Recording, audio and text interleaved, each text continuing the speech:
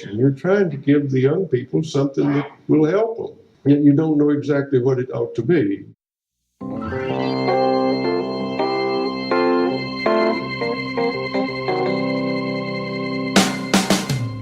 Welcome back to the TeachThought podcast, or if you're a first-time listener, welcome for the first time. If you are a first-time listener and perhaps not familiar with our websites, you can find us at TeachThought.com or the professional development website, which is WeGrowTeachers.com. My name is Drew Perkins. I'm the director of TeachThought Professional Development, and I'm happy to have you tune in. A few housekeeping notes. We have updated our professional development website and are continually tweaking our main TeachThought.com website, so hopefully those sites are easier and more helpful for you. Also, excited to announce our TeachThought PBL Grow 19 event. Pre-registration is open. We'll be hosting that again in downtown Louisville, Kentucky at the Fraser History Museum. The dates we have planned are July 16th through 19th, and lots of details forthcoming.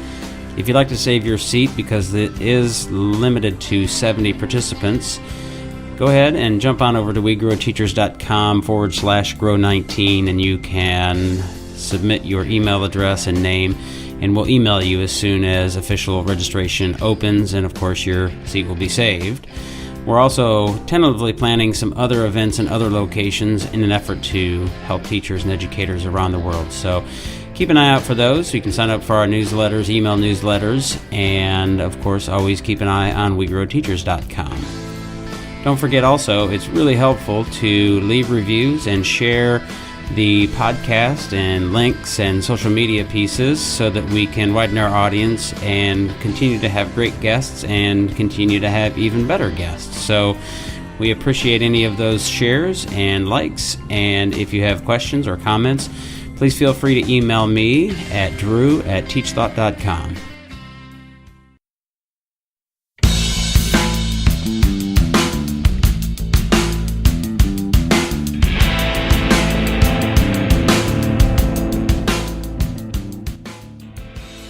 In this podcast episode, I spoke with Liz Kleinrock, who is an LA-based educator, really focuses a lot of her thinking and work, at least in the public sphere, on equity and inclusion.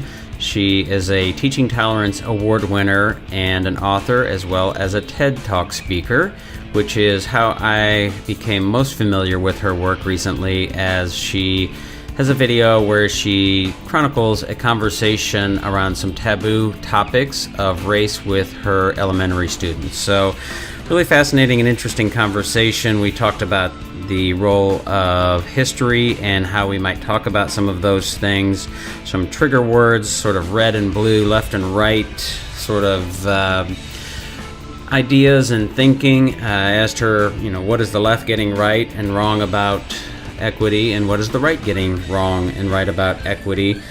Ended up talking about privilege and identity politics, and again, I think these are really important topics to talk about.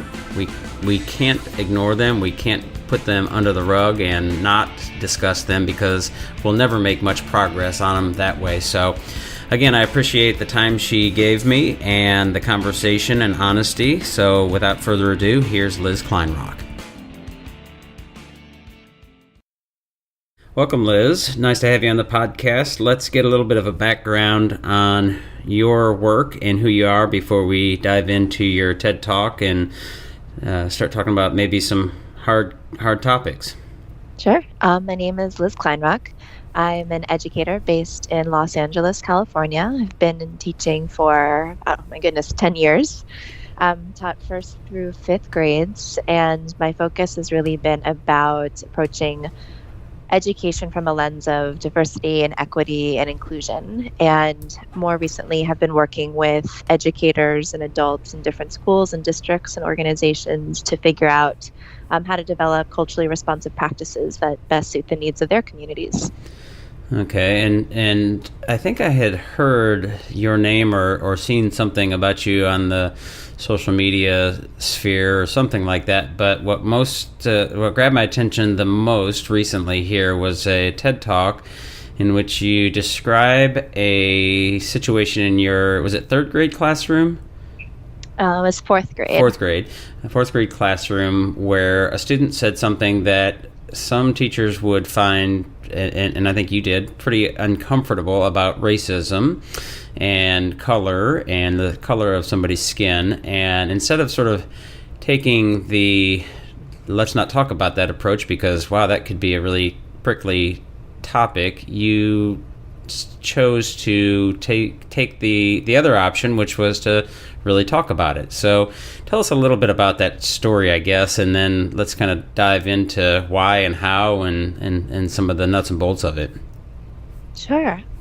So in one of my fourth grade classes, we were starting a unit about the social construction of race. And whenever we start new units, I like to begin by doing a KWL chart where you chart what your students know about a topic, what questions they have, like what they want to know, and then throughout the unit or lesson, you'll also compile what they've learned, their takeaways.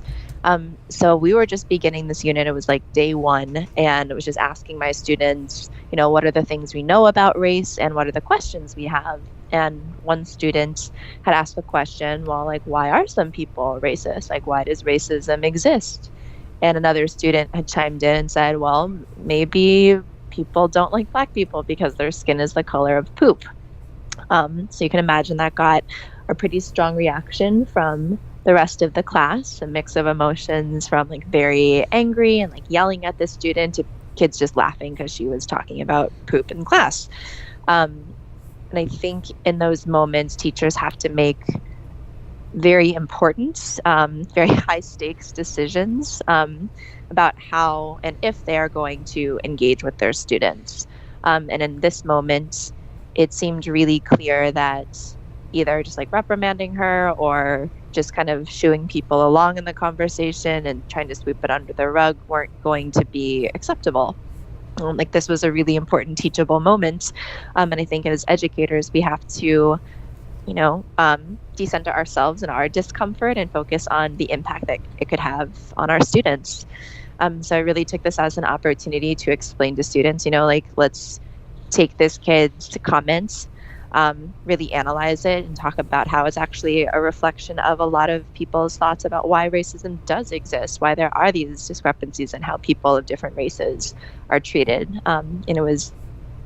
I was very lucky being able to turn it into a teachable moment for the class, and everyone was still willing and ready to engage with it. And I think it just sets a really good example for students about how their teachers also have to be vulnerable and not be afraid to shy away from these topics because they're often going to look at the example that we're setting for them, and it might impact the way that they choose to engage or disengage. Yeah, it's really an interesting dynamic because you're talking about being vulnerable, and one of the things that I think is an undercurrent, and some might say a really prevailing current, is sort of this call-out culture and that dynamic, because what that can create, and often does create, is a fear and a hesitancy to be vulnerable, which is a little bit different than what you're talking about here. But there's a certain risk that you took there in talking about race and really addressing some of those things that is certainly in many ways much easier to just avoid. So how do you think about balancing that risk of being called out versus really talking about things honestly? That's a good question, and it's something that I've been pondering a lot lately with this, whole trending cancel culture. Like somebody says one thing that you don't agree with, and like we're just going to write them off completely. Right. But I think what's really important to return to is this idea of, what is the purpose of education? From my perspective, education is being able to examine your beliefs and your opinions when you learn new information and be willing to adjust them based on, things that are being brought to your attention. I think it's really dangerous to criticize people constantly for having problematic beliefs if they're willing to apologize or re-examine and question themselves and how they came to hold those beliefs in the first place. A lot of the things that we want our students to model, like being curious, being willing to make mistakes and own them and examine them are things that often adults are not practicing. And it makes me very concerned that in our media, we're constantly seeing people being written off for admitting to previous mistakes, even though we're constantly encouraging our students to do the opposite of that. Yeah, that's a really good point. And so as you think about that dynamic playing out in the media and, the Virginia governor and other places, other people, what's the path to redemption, and how do we judge the actions and the things that somebody might have said in the past? And can we be honest? I guess the Liam Neeson, maybe, I don't know if you're familiar with that recent example where he talked about his friend or a girlfriend or a woman that he knew closely was apparently raped by his account, a black man, and he just was so angry that he sort of went and hunted on the streets looking for any black man who would kind of cross him. And I thought it was a really interesting dynamic in how that played out in the media in lots of ways. People saying, he's a racist, we've got to sort of blacklist him, we can't have this guy working anymore, and that deplatforming cancel culture. But what I thought was interesting, and I don't know Liam Neeson, I've never met him, I've seen some of his movies, but perhaps he's still racist, perhaps that was racist, but to be able to have a path to redemption or to be able to talk about those things, because I can't imagine there's too many people in this world who haven't done something or said something, I know I have, that I would look back and go, wow, what in the world was I doing or thinking? Whether it was intentionally malicious or whether it was just, I just didn't know any better. And I think there's probably both of those cases. So do you get into that at the fourth grade level, or is that too heavy? Yes and no. I think that in some of this work, like when you're talking about issues of like social justice and equity in schools, it's really important to always loop back and come back to that justice piece rather than just focusing on all of the wrongdoings that have happened throughout history. I think that it's really important for students to see that there might not be perfect solutions to justice, to restoring communities and people's lives after great harm has taken place. But I think that showing them examples of how communities have at least tried to repair is a really crucial part that is often missing. I guess for the Liam Neeson piece, I am not a Black person, so I wouldn't comment on whether or not I think that his comment, should be forgiven, because I don't have that perspective. I think had comments been made against Asian Americans, for example, I would also look at the manner of their apology and what actionable steps they had actually taken to understanding the harm that they had caused. It's not just about tweeting an apology or posting one on social media. It's how have you gone into a community to hear the voices and experiences of others to really understand the harm that you've caused? What kinds of reparations or repairs are you willing to make? And what does your ongoing education look like? How are you actually taking accountability for the mistakes that you've made, rather than just saying oh, well, I said sorry, so that's good enough. I think with students, I was able to go to South Africa last year, for example, to study how race and apartheid is taught in their history, and focused a lot on the Truth and Reconciliation project that happened after apartheid. So looking at examples like that, looking at Truth and Reconciliation in Canada, looking at the Nuremberg trials after the Holocaust, looking at how different countries and communities have tried to heal and come together to ensure that people's voices and experiences were heard, and also hold people accountable to the crimes that have been committed. I think those are all examples that are often too left out in our curriculum and in our history, and those are the things that students need to see examples of. Yeah, interesting. And so how do you think about, looking back at historical things? I have a particular mindset in thinking about, let's say, Confederate monuments, or monuments even as Thomas Jefferson, who was a slave owner, right? So looking back on those kinds of things, how do you think about those things and maybe teach some of those things? I think that there's a time and a place for those. I don't think that a Confederate monument should be destroyed. I think they should be removed and taken into museums where they can be studied within a historical context, rather than just left in the public still as these, tributes to the things that these people did that often came at the expense, not just the lives of people of color in our history. So I think the context is really important, but if we destroy everything, then our history is often going to be forgotten too, and we need to be able to go back and reflect and learn to make sure we're not repeating the same mistakes. Yeah, to me, it strikes me as what so often happens is it's viewed as sort of a binary thing. It's either it has to stay up or it has to completely be destroyed.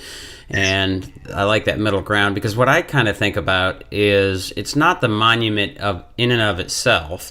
It's what we think about that monument and how we think about it and how we're processing it, right? So if we're processing any particular monument, icon, person as an ideal, somebody that we want to aspire to, or some dynamic that we want to aspire to, and holding that up as a paragon of virtue, but their actions, kind of like you said, were really damaging or dangerous or hurtful or harmful, then that's a problem, right? If we look at that same icon or same statue and think about it as, wow, this person did all of these things. They did some things that maybe were helpful in moving the country along, but there's so many more dangerous things. So how do we process that? How do we use that? Because one of the things about history is to be able to use that wisdom to make better decisions going forward, right? So to me, and whether they're out in the public square or whether they're in a museum, I think I'm on board with what you're saying there, like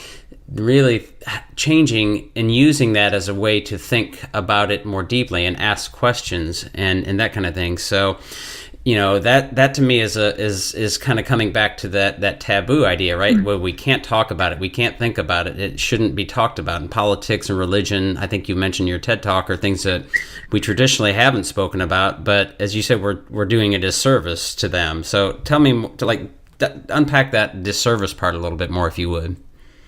Sure. I mean, I think that we can't fix problems that we don't talk about. It's impossible. Like, we can't find solutions or common grounds when it comes to talking about people's experiences with racism if we can't even talk about race as a concept. Like, you can't cure cancer by not researching cancer. Right. And that when we continue to just dance around these topics and have these kind of very abstract discussions rather than getting to like that nitty-gritty personal aspect, which is what we really have to get to, because it's really uncomfortable. I think we just continue to miss the mark over and over again. And like I said before, I think it just really requires us to try to decenter ourselves and our discomfort in these conversations and understand that we as people are systems within these larger systems of oppression, and then we have to examine our own role that we've played and the choices that we've made. And, are we doing things, for example, to be actively anti-racist in our lives, or are we still perpetuating aspects of systemic racism and oppression? There are things that, I do this work for a living, but there are still things that I know I do that could be considered counterproductive. Bias is our common denominator. It's something that we all hold and carry, and it's something that we all have to examine. Yeah, and so I'm guessing that in a fourth grade classroom, you don't get the dynamic where somebody, there's maybe a mild dynamic, and you mentioned a little bit about it in when this girl made this comment about the skin color and poop, and some kids are like, oh, you can't say that, and a little bit of a call out culture. But in the work that you're doing, because you're working with it's teach tolerance, right? Teaching tolerance, yeah. I'm wondering how much of this dynamic you may have come up against, where there is a real sort of, again, that vulnerability, that danger of somebody calling you out and saying you're a racist. So, like, for example, I'm reading, is it Robin DiAngelo's White Fragility? And as I read that, I'm thinking, to me, I'm just there's tons of questions that I have, questions about myself and my behavior and my thinking, as well as some of the premises that she's using in writing this book. And I think that that's healthy, but there's a concern. If I were to, certainly I wouldn't do this on Twitter because it's so easy to get, just absolutely slammed. But where it might be appropriate, how are we able to ask questions about those premises without being labeled a racist or a homophobe or a transphobe, or because there's all these sort of intersectionalities and this level of identity politics that can be good, but often and in many cases can really be a difficult cognitive or terrain to traverse, because you can just get absolutely called out and slammed. Well, that's a really good question. I think a lot of people are even afraid to start asking those questions because of the types of repercussions that you mentioned. But I think if you are in a place where you're just trying to question, your identity and your choices, particularly if you are a white person, I think reading is a great place to start in order to gain the different perspectives and learn more about history and things like that. I think that white people who want to be allies to people of color often have to truly be careful in some of the questions that they ask, and understand that the experiences or trauma of people of color don't exist for your education or your benefit. Like, for example, asking Black people or people of color to relive trauma in order for you to better understand their experience isn't fair to them. I have friends who are white educators. My friend Charlie McGeehan, who is also from Teaching Tolerance, does a really phenomenal job of running an anti-racist white teachers group in Philadelphia, where anti-racist white teachers come together to talk about identity politics and race theory and figure out ways to help, educate themselves and support their students of color as allies. So I think there are a lot of different ways to take ownership of your learning like that. And are there certain protocols or systems that you use either in your classroom or in the work that you're doing outside your classroom that help navigate those pieces? I think that educators and anyone in this line of work can be really clear about this isn't the purpose of this isn't to shame people for where they're at. Like, I can't be angry at somebody if on the spectrum of fluency and equity and inclusion work, they're just not as far along in that work. I'm not going to shame someone from where they're at, but I can absolutely question why they're at a particular place. And if somebody holds, biased or racist beliefs, questioning what about their community or the culture in which they've been brought up in has allowed them to feel safe making those types of comments on like a public platform, for example. So I think when you're working with students, being really aware and always reminding your kids where we're at is where we're at, and we're all coming from different places just based on our own identities and our experiences. But the purpose is also to build this common language and common ground. And is there, when you talk about that common language, is there a set of language or sentence stems or actual language that you're trying to use, or is it just that as you're talking, sort of a mindset? I think that you have to norm some language first. I think even when I'm working with adults, if you ask an adult, what is your definition of equity? What is your definition of social justice?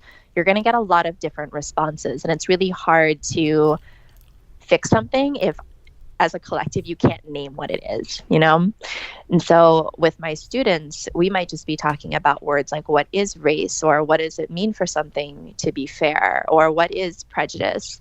I also have some students who are emerging bilingual. So a lot of the language that we use daily that we might take for granted that, like most students would know this, they really don't. They might be hearing it over and over again, but just because they recognize the word doesn't mean they understand what it means or how nuanced it is. And as for sentence stems, one that I really love is, I used to think blank, but now I know blank. I really like that one because it makes your kids or just whoever you're working with reflect on the fact that you used to hold certain beliefs and then you learned something new and now you think something else. That's how we take ownership of our learning. Right. So I'm wondering, how much pushback have you received, if any, I guess maybe in social media or any of this, for the work that you're doing, and what does that look like? I mean, there's always going to be pushback. At my school level, I'm very fortunate. I live in a very progressive area in a very progressive city. I work at a school called Citizens of the World. So I think that a lot of families, when they choose to send their kids to our school, have some understanding of what philosophy we hold dear and, the types of identities we try to elevate in our communities. I've had only 2 or 3 families push back on the type of equity work that I'm doing with students. And interestingly, all 3 of those families had issues with bringing in voices and experiences of LGBTQ rights individuals. And all of them cited religious reasons for that. I feel like at those points when they expressed how they were feeling, a lot of the lessons and books had already been read. It's kind of like, okay, well, what's done is done. Thank you for sharing your input there. Just so you know, we do have queer identifying students and staff members and families at our schools. And it's our job to respect and also represent the diversity of our community. As for the online piece, and there's always going to be trolls out there. I learned to not take it personally. A couple months ago, I wrote this lesson about consent and made this anchor chart, and it went viral very quickly and spiraled in ways that I had not anticipated, to the point where my dad was texting me Megyn Kelly is talking smack about you on her TV show and things like that. Recognizing that the trolls are people who don't know me and don't know my work, but there are words in the work that I do, like equity, for example, that immediately trigger them in thinking, oh, this, even headlines like teacher in California creates chart to teach consent. They might just see teacher in California and put oh, she's a socialist. Oh, she's so liberal. She's indoctrinating her students with all these left-wing ideas. There's so much bias that can be interpreted just from simple things like that. And I've gotten, my share of hate mail, but I would say that the work that I've done and the feedback that I've received has been 95% positive. Yeah, there's no way you're ever going to be able to please everybody, and I'm pretty okay with that. Right, and we're trying to really think deeply about these sort of social justice and equity pieces, because we really believe that that's near and dear to our mission and our work, but also doing it in a way that is empowering, and there's some ways that it can get away from that. Are you familiar with the folks at Better Angels?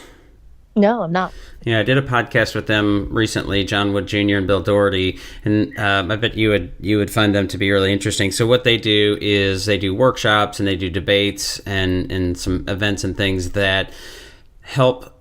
What they do is they bring together red and blue people, and that's how they sort of label, because it's by design. We want to get people on both sides to be able to talk, and as you sort of mentioned, talk about some really difficult ideas and topics, and do it in a way that helps humanize the other side. Not necessarily that they're going to come away with an agreement, because that's not the outcome that they're looking for necessarily, but that if you and I disagree vehemently on politics or religion or whatever, that you and I sit in a room as part of this workshop with some specific protocols to be able to have that conversation and not have it escalate. So as you talk about sort of the left and the right and Megyn Kelly or that kind of thing, I'm wondering, do you this is, I think, a curious thing. How much do you engage in sort of cable news versus other types of news, or where do you get your news? I get my news from all over. I do subscribe to Washington Post and New York Times, which definitely have the reputation of being very left-leaning. But but a couple of times a week, I will still log on to Fox News and just see what is being presented, like the exact same, events or issues, and just how they're being spoken about and like the language that's being used. As much as I might disagree, I think it's really important to always understand where, or at least try to understand where people are coming from, even if it makes me, very upset or angry to hear people use like very biased language and things like that. But you can't hope to hold a conversation if you can't at least try to understand where somebody's coming from. Right. And I my personal feeling is, and I do some of the same, I have a subscription to New York Times and Wall Street Journal and not Washington Post, but I log on to Fox News and stuff. But I do find, and I've said this before on a podcast, it seems to me that if people would stop watching cable news of almost any sort, that I think we'd be better off, because I feel like they're capitalizing on our bias and sort of that outrage in a way that they present sort of facts, but half facts and mistruths and spins, and it happens on both sides. And I just feel like that's a destructive dynamic in these kinds of conversations, because some things become triggers, some things become taboo, and it's really frustrating. Long form conversations like this, or reading in-depth material, those things to me are, I think, a little bit more helpful, and still difficult to discern the spin and the bias, because there's often those spin and bias. But do you feel, and maybe this is not a fair question, and if you feel like it's not, then let me know, but I'm going to ask it on both sides. So what do you think the right is getting wrong about social justice and equity, and what do you think the left is getting wrong about social justice and equity? Or is there a way to reframe that in a better way? Oh, that's a really good question. Let me start with the left first. Okay. I think that people who are left-leaning, and I also just feel kind of bad like making sweeping generalizations, but from what I've seen in left-leaning news sources, as well as comments on articles and things like that, I think that those who lean left tend to be very unforgiving when, like, getting back to what we were talking about at the start of this conversation. I look at, for example, the profiles of people who are running for president in 2020, and there's no such thing as a flawless candidate, but I often worry that that's what Democrats and liberals wish for in their candidates. Like, we want this godlike person with no blemishes on their record to like descend from the heavens and like save us. But that person doesn't exist, and that person's not coming. And we need to understand that our candidates are flawed humans. Like, they're people. And being willing to, I don't know if forgiveness is the right word, but understand that we have to also give people the benefit of the doubt sometimes, and give them opportunities to try to correct mistakes or previous, negative behavior. But I think that the left is very into cancel culture, and I think that's it's very problematic. That when something comes up that we don't agree with, we can just label it problematic and just thrust it aside. So I think when it comes to issues of equity, that's an issue that people on the left tend to have. I think from what I have seen with folks on the right, that there is a lot of centering themselves and their lives without thinking about the impact that it might have on other people. I think, like, for example, like when I'm going into trainings and hear norms like, speak your truth and share your truth, that there seems to be a lack of willingness to recognize and understand that somebody else's truth might be just as valid as yours, even if it's something that you yourself haven't experienced. So, for example, on the more extreme side, on the right, I've experienced bias and discrimination as a white person, like, therefore reverse racism is a thing. Or we elected Obama, so therefore, like, we're post-racial, like, racism doesn't actually exist. Going to the extremes and trying to make these inferences and opinions based on, just anecdotal evidence rather than thinking about, just how things that are going on might affect people outside of yourself.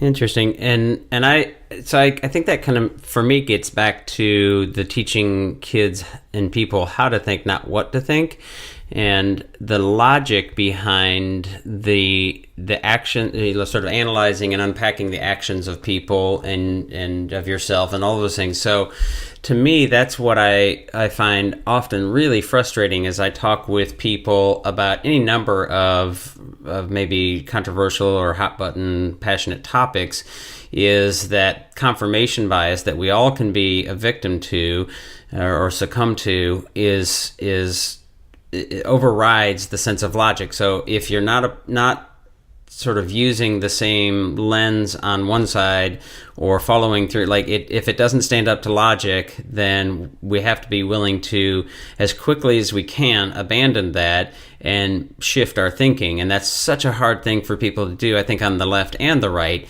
But if we can really help people think about, all right, what are the litmus tests in my thinking, and if it's going to break down, then I need to really think differently about this. I don't know if that makes any sense. No, absolutely. I noticed, too, as I'm going through here, some of the work. So you're connected with Curio Learning, and you did something on Black History Month. Tell me more about that, because Curio and Ashley Lame Sinclair is a friend of mine. I just had lunch with her the other day. Oh, that's awesome. So I met Ashley through an event in New York in the fall called Girl Boss Rally. I was on a panel about collaboration versus competition within female-centered spaces. And Ashley had just won their innovator grant for Curio. And I was sitting in the audience, listening about all these really amazing startups that these women had created. And they said, oh, Ashley is an educator. And they know this is the platform that she's trying to create. And I was like, oh my gosh, I should talk to her. This is so cool. So we connected. And she has brought me on to create some content for Curio. With the Black History Month piece, also recognizing I'm not a Black educator. And I think that during Black History Month, we really need to be looking at the experiences, the resources, the things that have been created by Black educators, Black activists. What I tried to do was kind of compile a lot of resources that have already been made. So not creating anything original, because I also would not want to financially benefit from that work of not being a part of that community. But to give people kind of this bundle of resources, of books, of museums, of curriculum that are already out there that folks might not be aware of to help better support their practice. And I think the cool thing about Curio is that what they're trying to create with these stacks based on different themes or topics tend to be very well-rounded, because when you're trying to create a unit or a lesson about something new, usually you're not going to be able to just go to one resource to get everything that you need. There might be a teacher, professional development piece. There might be a student resource, and you need to compile all of this to have this really robust unit for your kids. Yeah, I think, and we've done a couple podcasts with Ashley, and then the school startup group that she helped get up off the ground. I actually just reserved a space to one of their events here coming up. But yeah, she and Curio are certainly worth checking out. It's at Curio Learning. We'll link to it in the show notes and that kind of thing. So what else is there that we should know about your work with Teaching Tolerance? Teaching Tolerance is amazing. I have been super lucky to be part of that community for coming up on a year this July. A friend of mine who won their award in 2016 nominated me for their award last year, and I won based on a unit that I did about tackling privilege in 4th grade. And I was really lucky to be a part of the Teaching Tolerance Advisory Board and spend time in Alabama last summer. I'm very much looking forward to going back this year. Have done some writing for them, and just think it's a really amazing bank of resources for teachers. They have social justice standards based on grade bands, so what this work might look like in a kindergarten versus a 7th grade class. And and a ton of primary sources and curriculum out there. So like if you're an educator who believes in the value of equity and diversity and inclusion in the classroom, but you're just not quite sure how to get started, I think teaching tolerance is like the perfect place for you to get started there. Yeah, and they've been around for a long time. I remember as a classroom teacher seeing some of the resources and thinking they were really valuable. As you mentioned, some of sort of the trigger words, and the Better Angels folks talk about them as red words or blue words, and we talked about, like equity and social justice, and those being definitely sort of blue words that folks on the right are probably hearing and instantly put on the defense. And quite honestly, I'm so suspicious of people's bias on either side when I hear words like that, and there are other words that might be red words. I do instantly think I need to be a little bit more analytical and critical of this work, because I think it can so quickly and so easily devolve. I've seen, I think we've all seen evidence of it devolving into sort of crossing the line of activism into that cancel culture. And what seems to be really hard is, and as you pointed out, being able to talk about some of these things, and whether that's on the right or left. I mean, there are taboo words on the right for sure. And if we can't talk about those things, then we can't possibly, as you said, we can't possibly get towards working through them. And so really, I don't know how we destigmatize or how we get past that sort of initial. I mean, because it's so easy for somebody who's really polarized, and for myself, who I don't view myself as highly polarized, but I do see, whether it's Teaching Tolerance or other left-leaning organizations or certain right-leaning organizations, are those some of those words that you just go, whoa, let me really make sure that what's going on here is not really highly agenda-driven and isn't halting sort of the freedom of speech in a way that will help us move forward. Mm-hmm. So getting back to the privilege piece, before we get off here, how do you think about privilege? And tell us a little bit more about that work, because I know I'm looking at one of the tweets that somebody quoted, said what really matters the most about any privilege you may have is what you do with it, which gives some recognition that there are many ways in which people have privilege. It's not just white privilege, which sometimes I think can be a bit of an override. Like that's sort of the main privilege that people are talking about, right? But there are so many ways to have privilege and recognize that privilege. Yeah, absolutely. I think if you are trying to start a conversation on privilege, I found the key is to work up to the place where you can talk about race, but not to start with race.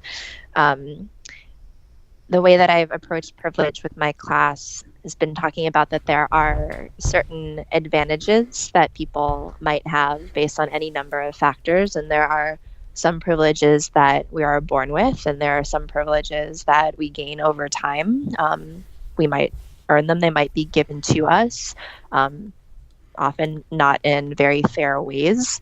But to recognize that privilege exists greatly beyond race. Like, I have neurotypical privilege, I have cisgender privilege, despite being female and a person of color, which might work against me in certain situations.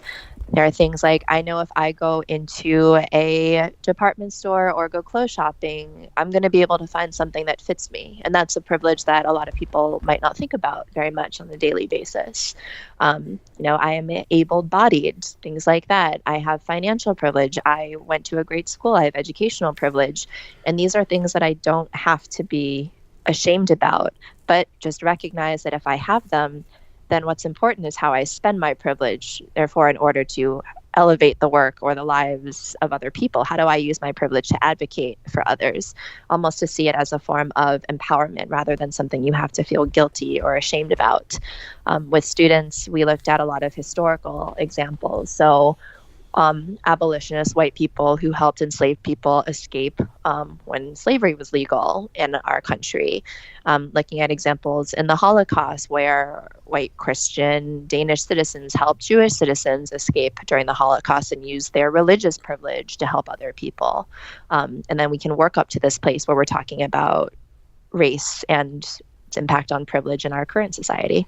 Yeah, I think that's an interesting point to really make, and to make sure that gets resonated here, is that it's not necessarily and really shouldn't be viewed as something you should be ashamed of, but recognizing it. And I think about how sometimes we often think about we're only as strong as our weakest link, but I would add to that, we're only as strong as our ability to build capacity in our weakest links, right? So how do we empower folks and not use that privilege as an excuse or as a blame or as guilt, but to recognize that there are people who have an easier path forward? That doesn't mean that those who do or don't shouldn't be working and putting in the hard work it takes to be successful and to do, to be whatever it is that their best version of themselves. So I think that's a really important point that you made there. How do you think about, one last thing here before we get off, how do you think about identity politics? I don't know if you're familiar with the work of Jonathan Haidt and sort of the Coddling of the American Mind book that he and Greg Lukianoff have written, which I think is really, really interesting. But what does that look like in your work?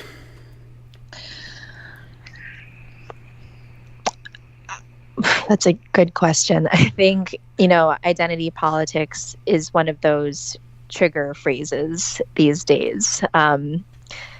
Thinking about if you belong to a particular group, if you see your identity as one thing, and to say, well, if I am this, then I am only this. I understand as a person of color, as somebody who's Jewish, as a female, I understand the need for spaces that are dedicated to a particular group. There are just some things that I'm going to feel more comfortable saying or sharing, or guidance that I'm going to be looking for in certain spaces that I know I'm not going to find in others. That being said, I also think it's sometimes dangerous to pigeonhole yourself in one particular way, to say that I am this and only this. And when I'm working with students, a lot of the identity work that we do in class is to recognize just how multifaceted we are, that there are so many different components that make up our identities, and we might feel stronger affiliations from one, subgroup that we belong to rather than another, but to recognize that we are not just one thing, we are many things. Yeah, it is interesting to note that because of your identity in many different ways, that is your experience, and that's an important experience to recognize as you're talking with people. I find it really difficult when it happens, when the dynamic of, right, you're not like me, so you can't understand my experience, therefore we can't talk and we can't discuss this. And again, we're back at that square one where it's taboo, or we're not talking about it, so we're not making any progress, and then it just, the schism sort of gets bigger. And I think Jonathan Haidt does a nice job of saying, I think there's a big think or some sort of video, I'll try to look it up and link it, but there is such thing as good identity politics and such thing as bad identity politics. All right, well, let's wrap this up here by making sure that folks know where to find you, whether it's on social media so they can yell at you and say nasty things to you, as they probably will if they are not okay with this, but Teaching Tolerance and any other places. Sure. So my website is www.teachandtransform.org. I have a lot of lessons and resources and reading lists. If you are ever interested in consulting resources for your school or for your organization, I also do that type of work as well. I'm most active on Instagram, same handle, Teach and Transform, no spaces or anything like that. And I look forward to hearing from some of you. I hope so. If anything resonated in this with you in a positive or negative way, please feel free to reach out. All right. Well, thanks so much for your time. Thank you so much. That'll do it for today's podcast episode. Thanks again for tuning in. Don't forget to review us and share us on your network so we can grow our audience to better meet your needs. Also, don't forget to find us on our websites, TeachThought.com and WeGrowTeachers.com, as well as our various social media outlets.